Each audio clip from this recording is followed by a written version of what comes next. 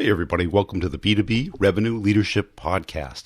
Hey, what we do on this podcast is talk about what B2B sales and marketing leaders, operators, and experts are doing today to really break through and grow their businesses at exponential levels. Let's get it in the interview. At the end, I'll give you an update on my courses, and you can check out my website at b2brevenue.com, and it's Brian G. Burns on LinkedIn. Hey, Andy, welcome to the show. As a way of getting started, tell us about yourself. Well, first of all, Brent, I got to say that I'm a little thrown off because you're not walking down a street with a phone, so which is kind of how I know you now. So this is a little bit throwing me off.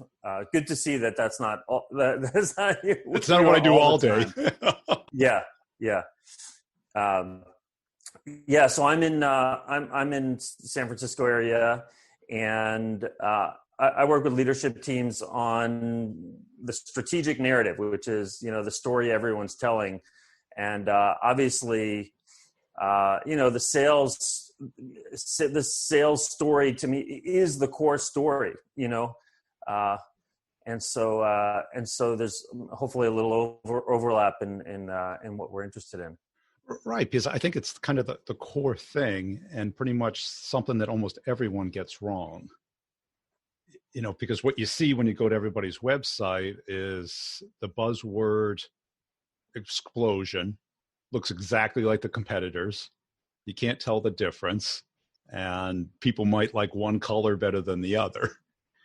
And but when I talk to reps all day, it's like all they do is say who they are and what they do.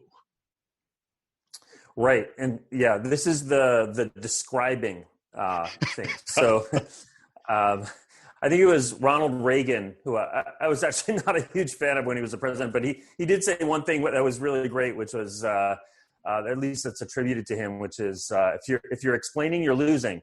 And I think that's true. We have this belief that the way people are going to make decisions is they're going to kind of look at all their options, and they're going to kind of maybe, calculate, well, which is going to be the best one based on all the criteria. They're going to do some kind of mathematical, maybe rough, maybe not rough analysis, and they're going to choose the best one. And so we want to, make our case for all our good things that they can add into that calculation. And I think, that's not usually how most people make their decisions, right? And the way that I've seen, the winners do this in a totally different way is they start by talking about a change in the world. Yep. And this is the core of what I wrote about in this post, the greatest sales deck I've ever seen, which is now it was about 4 years old now, about Zuora. And Zuora was just so interesting because they weren't doing the describing you're talking about. At least that wasn't where they started, They started at this other place, which was like, hey, we now live in a subscription economy. And this story about this change in the world, that's true whether Zuora exists or not. I mean, it's not like, hey, Zuora has created the subscription economy. It was something they observed and something they put into a very compact phrase and words and model so that people could kind of make sense of it. And I think that made all the difference. And that model has become the model that I use to work with teams. And how did you come up with this? Because it's not the traditional marketing model, right? Right. Well, I started as a software engineer. And that didn't help. So did I, but it didn't help. Oh, yeah? Yeah. In fact, it was so unhelpful that it actually helped. So what happened was a friend and I had an idea, another software engineer had an idea for an app. So this is like .com years, so like Windows app, And of the two of us, I spoke English natively. So we decided, okay, you're the marketing you write guy. the business plan for the VCs. So I sent it to, I wrote the plan, we sent it to some VCs, and the reaction was really bad. And one of them wrote, he emailed back to me and he wrote, I rate every business plan I get on a scale of 1 to 10, Andy, and yours is a 1. And then he wrote worst, in case we thought maybe 1 might be the best. top. Yeah. No. But then he wrote something else. He wrote not a compelling story. And I didn't really pay much attention to that at first. It didn't have a lot of meaning for me. But a couple of weeks later, I was walking by this Barnes & Noble in Manhattan. And there was a sign in the window. And the sign said, for anyone who wants to tell a compelling story. And there was an arrow to these books. And the books turned out to be screenwriting books. And this was something I knew nothing about. And I, it's okay, that's me. I want to tell a compelling story. So I bought these books. And they laid out a very different way of telling the story from what I had learned. I had gone to business school too. And, it's very much like, what's your problem? Let me tell you our solution. And let me tell you why it's the best, which is I call the bragging doctor. So you have a pain, I have a cure, and let me tell you why it's the best cure. This was a totally different approach. And I started to see the similarities between someone who's writing a screenplay and someone who's pitching, because, you're both trying to kind of get interest and ultimately some investment, whether it's time, money, whatever, from a stranger. Yeah. But that was kind of an epiphany. That was your epiphany. You read the books and you say, now, how do I adapt this to selling? Yeah. Or to communicating? Yes. So we rewrote the plan based on that, and we sent it out again. And I think, I probably in hindsight did a really horrible job at applying the things that I could have, but it was enough. And there was this striking difference in how in the interest we got. And eventually we did get, it was about 4 or 5 months later, we did have an investment from some pretty good VCs. And this was just so striking to me. Like, and then as the CEO of that company, the story we created for pitching it became the story we used for sales, for recruiting people, eventually for finding an acquirer for the company. It was all that, right? I got so into it that I wound up writing articles. I got so into story stuff. I started just like taking classes, and so I started like writing articles in magazines. And then I got offered a job by this editor at Time Inc. And I was like, no, you don't understand. I'm not that. And he was like, oh, but I think you'd have a lot of fun. I was like, I think actually you're right. So I actually became a journalist for like 6 years. And then, long story, but basically I got married, and then I needed to make some more money because magazines were falling apart. And that led to some jobs in tech, first at Skype, and then a company called Mashery, which was early in API management. And I started with the Mashery CEO, and then other CEOs started coming to me to ask for help with this. And that's kind of where it started. Eventually, it became so much that it was clear, okay, this is a business. This is a business. For me. But when you're pulled in, because I've done nothing but startups my whole life, and I was typically that first sales guy they hired. And I would look at the 76 slides in the deck with all these acronyms and benchmarks. And the CEO would say, if you don't present each one of those slides in that order, you'll never get a deal. And I'd say, if I do that, I'll never get a deal.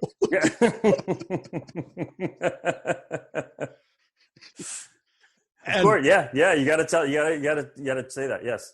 Right. Because it's their baby, right? They sat in the labs and they built this thing, and it is better than the incumbent, but that's not going to sell it. That's not going to create urgency. Yeah.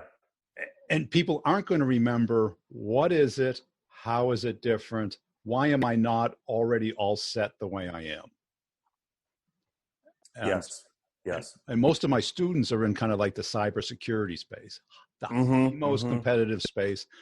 Everyone thinks they're comfortable because they've always spent millions of dollars on their cybersecurity stack. Yet right. Exactly. What's the urgency, right? We've got that. Check. Right. Check. Already 7 firewalls. Yeah. Yeah. So when you go in, how do you get them away from who you are, what you do, how's it work? Well, most of the teams that I've worked with have read, some of my posts, whether it's that's Zuora one or some of the others, and they're not calling me in unless the CEO it really resonated with them, and typically these are companies that are a little bit later stage, where they've hit the wall that you're talking, because there are some people, especially early stage, even you have the 76-page deck, whatever, they'll buy, because the CEO is, the CEO knows this is they're in the deal. They'll talk to the person for 4 hours, whatever. They'll find a way, right? Yeah. And so there is some success that, one CEO I worked with, he said, we've had a lot of success, but it's all been like brute force of the founders. Right. And then there's this transition that happens where they start to realize, well, okay, I'm not going to be in the room for every deal. I've got to help others do what I do. And this is the point where I think they start to, if they've read my post and it resonates with them, then I don't have to do much more to make that, to convince them. In a way, like it would be pointless for me to try. Yeah, because that first step of we're in a subscription economy, right, where there's a switch, what I call things have changed. Yes. You have to get people to open their minds because they think they understand the world and they're comfortable. Yes. And it's very different from saying, hey, you have a problem where you're very different. Things have changed is not, you're an idiot. Right. It's just, time goes on. Right. And so, I've started to refer to this. Over the years, I've tried lots of different metaphors and language to see, what kind of resonates with people. And the one that has resonated the best over the last couple of years is where we talk about this change as old game, new game. So there was an old game in Zuora's case called, transactions, where you sold stuff, and that was a great game. Lots of great people did you weren't dumb to be playing that game. But now there's a new game they're calling subscription, or they call it sometimes usership. It's not always like Airbnb is not a subscription necessarily, but it's that, paying for service instead of paying, and that old game, and it's the new game that we really should be acting like we're selling. Yeah.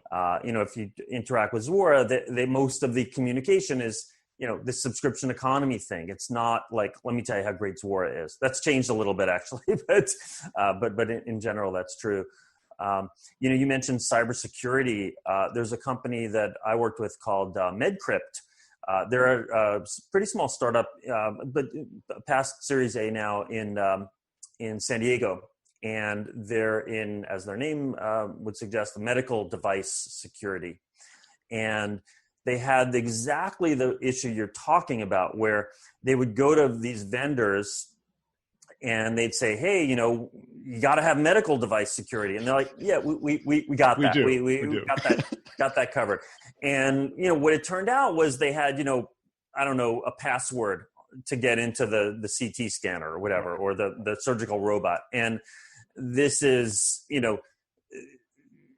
nowhere near the kind of state-of-the-art stuff. And that was okay, because until that point, like, hospitals were kind of like taking responsibility for it. Like, they'd do the best they can, ship it to the hospital, and if there was a problem, they'd react. And so MedCrypt started calling this reactive security. The old game was reactive security. You do the best you can, you ship it, and if there's a problem, And the new game, hospitals are now saying, like, we're not going to buy that thing unless you can show it's basically as secure as like an iPhone. Which is not to say there's never a breach, but it's got the cutting edge stuff, and this idea of proactive security, that you're going to have to demonstrate this in a sale. And this has resonated very well. The CEO is the guest on my next podcast, and he talks a lot about this. Yeah. And you use a lot of metaphors, right? Like you just did, secure like an iPhone. You build off of something that they already know. Absolutely. I mean, metaphors. Do you know the book called Metaphors We Live By? I've heard of it. It's good. So this is by this guy, George Lakoff, who was a professor at Berkeley. I'm not sure if he's like honorary professor or what now, but very much about how like the fundamentals of our understanding are all really metaphors. If you talk about winning an argument, then your metaphor for an argument is battle. If you talk about reaching a new reaching a new understanding through an argument, it's more your metaphor is a journey, these become the fundamental blocks of how we kind of take something in. So yes, very, very, very important.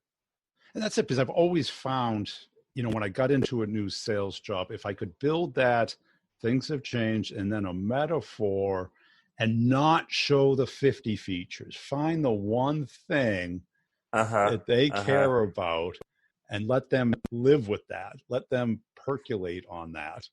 And I used to sell this $1 million piece of software development equipment. That was hardware, software. And it was like, we allow you to change one line without changing the whole program. So you don't have to spend your weekend waiting for it to recompile and go, let me show you this one thing. And it was just like, instead of changing the whole thing, you're just changing one little branch of it. And that was enough to sell them.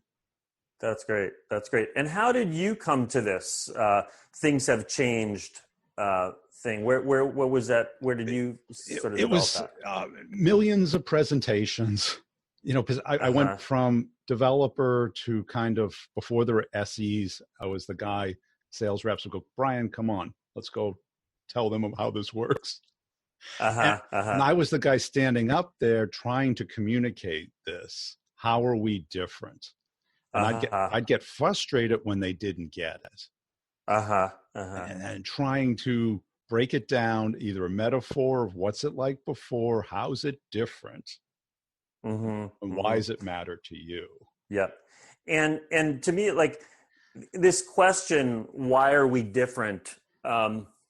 It almost begs description, the kind of, explaining that Reagan sort of not to do. It kind of puts us in a box of, well, let me tell you. And I think it's not a helpful place to be.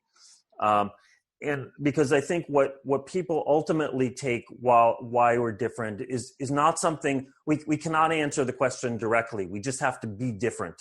Yes. And being different, I think, requires having a different point of view on what has changed. So, or having a point of view even. So, when Zwara comes into the room and says, you're now in a subscription economy, they're not saying, hey, our software is going to make you the subscription. We're not different because our software does this.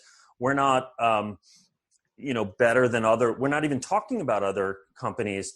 We're just saying, hey, our differentiation is based on trust that we're building by telling their own story back to them.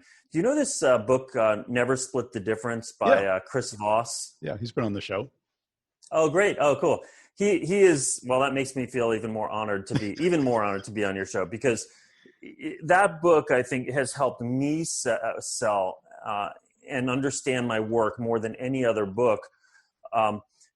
He talks about this thing of he would look over the transcripts of his negotiations with captors over the years and look for what is the moment when they switch from, I want millions of dollars, otherwise I'm going to do this horrible thing, to, okay, I'm going to accept a deal that's maybe going to put me in jail or something, and I get nothing.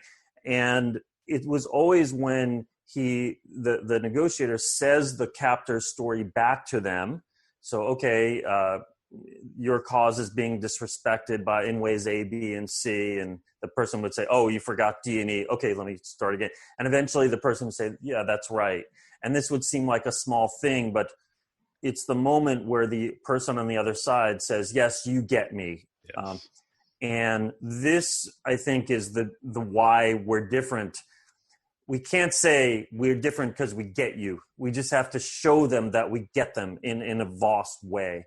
Yeah. This, I think, the way to approach the differentiation piece. And what about Reagan? Because he was the originator, or the most recent originator of Make America Great Again, even though Clinton used it, Trump's used it.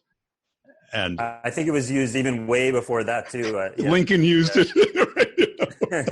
Yeah. I mean, it's a great little story in a sentence, right? I mean, it is to your point. So I'll just come out, I was a huge Hillary fan and supporter. And it was very sad to me in the weeks running up to the election, where if you looked at her website, the top of her website said, learn more about the candidate. And then there were all these buttons that were, foreign policy, all these different groups. And it was a little bit like a technology, a SaaS company saying, learn about our features, and then having buttons for what persona you were, or which is basically like, I don't have a high level story until you tell me who you are. And this is a very typical thing in marketing. The traditional way of marketing and strategic messaging is we're going to focus the message very much on the persona, and that's fine.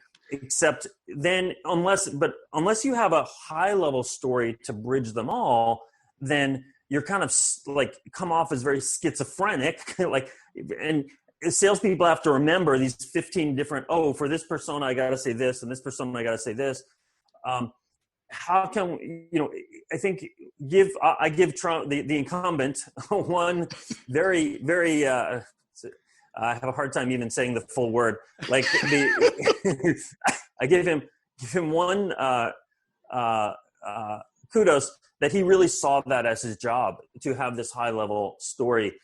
And with Hillary, there was a book afterward called a postmortem on her campaign called Shattered. It was supposed to be about shattering the glass ceiling of being a woman in that role.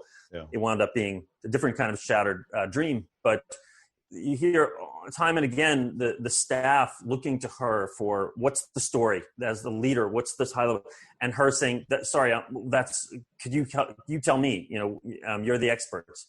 And a lot of frustration there. That's one of the reasons, by the way, I always work with CEOs, because I think that for sales to be successful, it's got to be the CEO telling that same story. It's not just the sales deck. Who cares if they use the sales deck? As long as the CEO is telling that same story, then great. Yeah.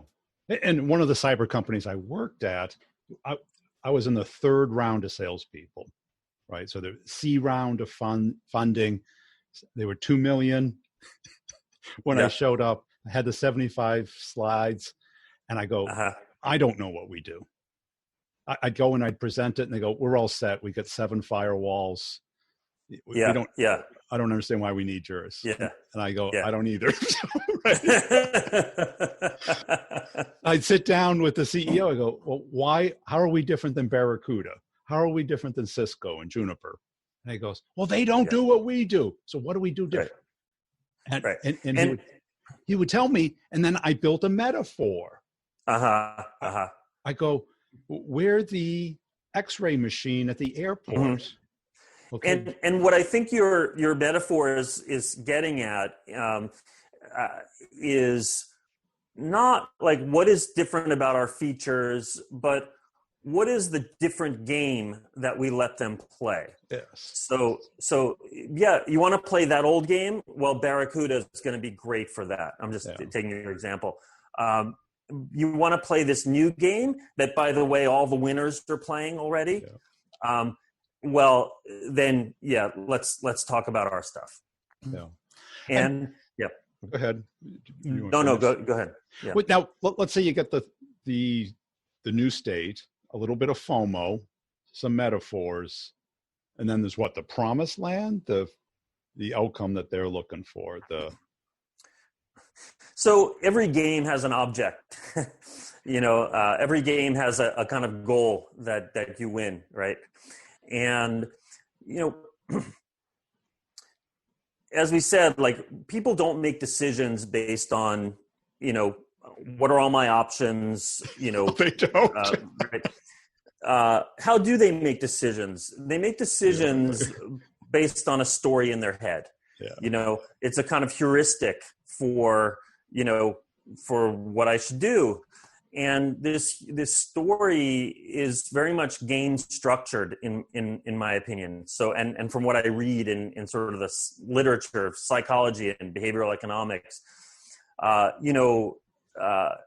you're in college and you observe a lot of people, seniors who studied computer science getting great jobs and joining great companies and doing really well. You build a narrative in your head. Oh, I should get a great job. I should study computer science, get a job in that field. Oh, that's the narrative, right?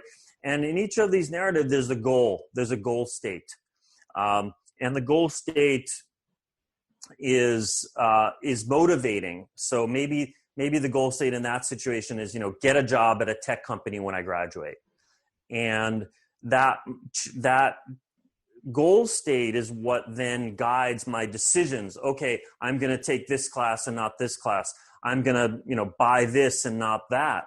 And we want to do the same thing. It created urgency on some things and not urgency on other things.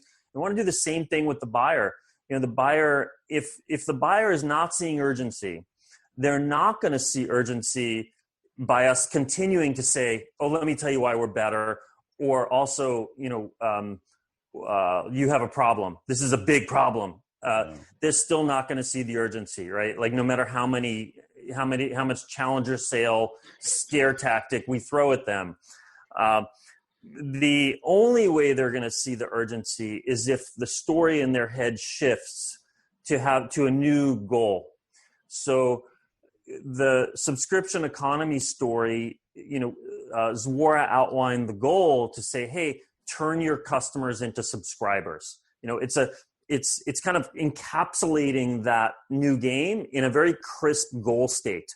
Yeah. If you take Star Wars, the original Star Wars movie, I know it's called A New Hope, but you could, a clearer maybe name for it might be Destroy the Death Star.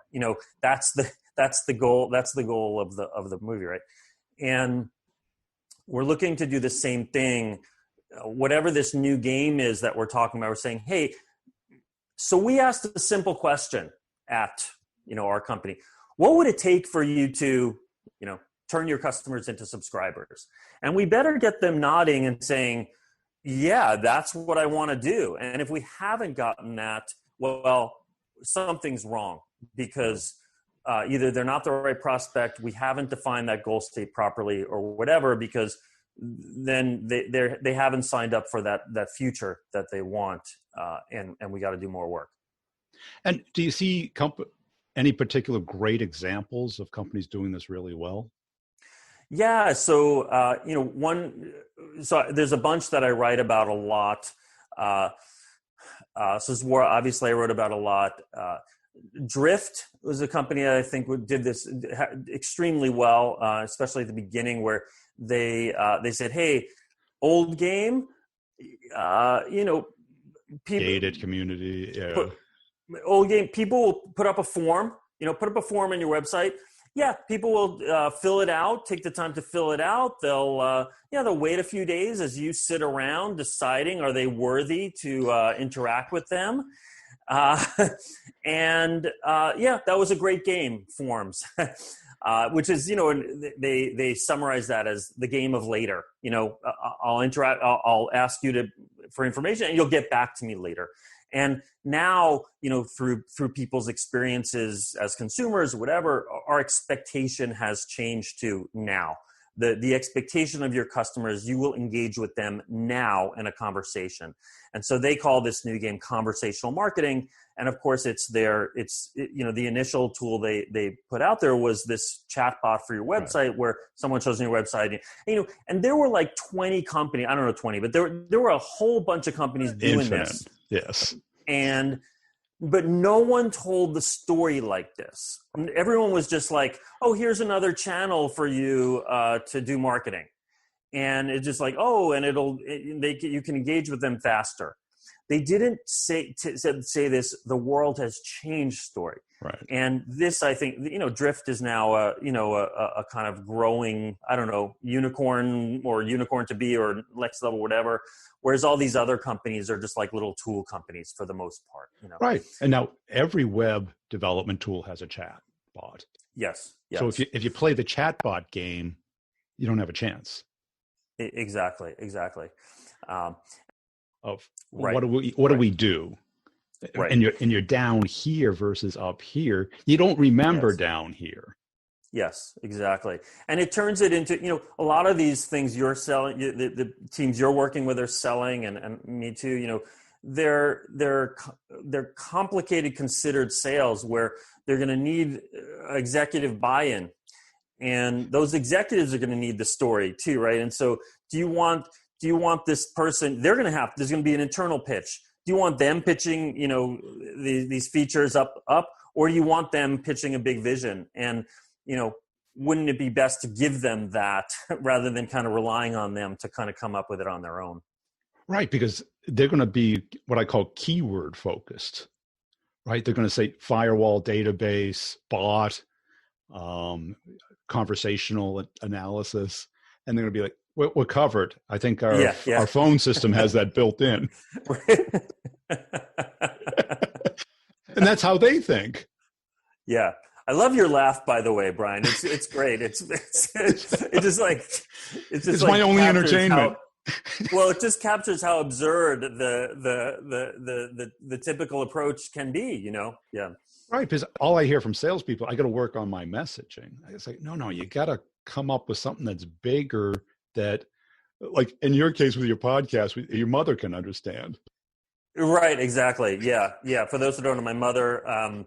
So my mother hated the name of my podcast. It's called The Bigger Narrative, and she thought that was a horrible name. And so I had her. She was visiting, so I just interviewed her about it. And then people liked that so much that I just had her come on. She introduces every episode now. All the guests, she introduces them. Right, but it brings it down to the non-industry person, because she doesn't understand what Drift does and stuff, right? Yeah, exactly. My mother doesn't know what a podcast is, so it's but that's what the C-suite is. The C-suite's like, they're looking at 15, 20 things a month, and they're, the first thing they go is, don't I already own this? Isn't there a different way of solving this? Did you do your due diligence? Do you just want a new toy? Yeah. So they're not interested in features and benefits. They're interested in high-level stakes. They're interested in winning and losing. And I think we always have to couch the narrative in these terms, the pitch in these terms, for that to resonate at that level. Yeah. And do you see the narrative different than the category design? That's a very interesting and politically sort of sensitive topic. Here's my take on it. I think every category really is a new game narrative. Yeah. So, if you take, Gong, which we were talking about, they call revenue intelligence, is really this story about the shift from opinions to reality. And so, that's their narrative and that's their category. And I think these two essentially are the same thing. I think when people just say category design, they're thinking, what are the 3 words we're going to use to name this thing, to label this thing? Yeah. And then they don't, but they're not thinking about the narrative behind it. The other thing is that how do you know you're successful at category design? Right. Really, you don't know until, I don't know, does Gartner name a quadrant after you, or G2 name a search term after you, after your category? And usually that takes many years. I've seen, companies like, Drift and Zwar, even the typical example, Salesforce. I mean, they created this incredible narrative early on about the new game being the cloud, old game being software. The CRM category was already very well established. Right. 15 years old. Salesforce automation, very well established. They didn't, unless you want to call like cloud CRM a new category, they didn't really do that. They just created a new narrative about how you win. And right. That I think is the more important thing to focus on. And what was good about that narrative, and a lot of people still don't get this because it wasn't the best CRM. It was the CRM that this VP of sales could buy without involving IT. Yes. They had, I don't know if you knew about when at their launch party, this was like in 2000, you come into this party room, and they had actors playing salespeople who were being like tortured by like being various things. I think some of them may have been like IT folks, prodding them and stuff. And so there was this whole thing about, and then they had Salesforce was like this heaven-free place that was the cloud. So it was all really about this new world, this new game that you were going to get to play, and how great it was going to be, exactly as you're saying. Cool. Hey, so tell us, how do companies engage with you? Most of them just contact me through my website, through the Drift chatbot on my website, andyraskin.com. A lot of people can connect with me through LinkedIn. That's where I write about all this stuff. That's really the best place to connect with me. I'm always putting sort of things I learn about in my engagements there. And then my own podcast, like I said, is the horribly named, according to my mother, The Bigger Narrative. And about crafting the strategic narrative, their challenges, things they've learned, stuff like that. Hey, I hope you enjoyed that interview. Hey, I want to make sure you're checking out b2brevenue.com. That is where you can get a free copy of an ebook that I did. It's a real ebook. It's not a fluff book. It shows and talks about how companies make buying decisions and how you can influence that from both a marketing and a sales standpoint, how to find all the people that are in the decision path and what they need to see, know, and touch and feel before they make a product selection. If your team needs some coaching, some help, some training, some systems, some processes that do work today, because we know what doesn't work, or what doesn't work, I'll show you what does work and how to connect and get into pretty much any account. It includes deal coaching and content, community, and I can customize it for your particular company. Just go to b2brevenue.com, look under training, schedule a call with me. We can talk it over, or just sign up. You can pay per month or all at once, whichever makes most sense for your budget. Also, I put out videos pretty much daily on LinkedIn and on YouTube.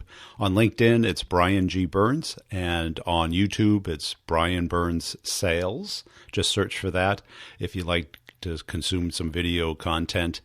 And if you see me on LinkedIn, please put a comment and a share and a like on some of the videos. I really appreciate it. I've got a company page for each podcast. This one, the B2B Revenue Leadership Podcast, where I put both content and humor videos out daily.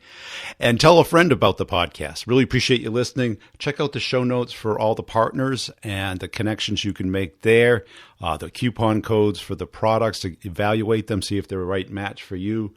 And we'll see you next time.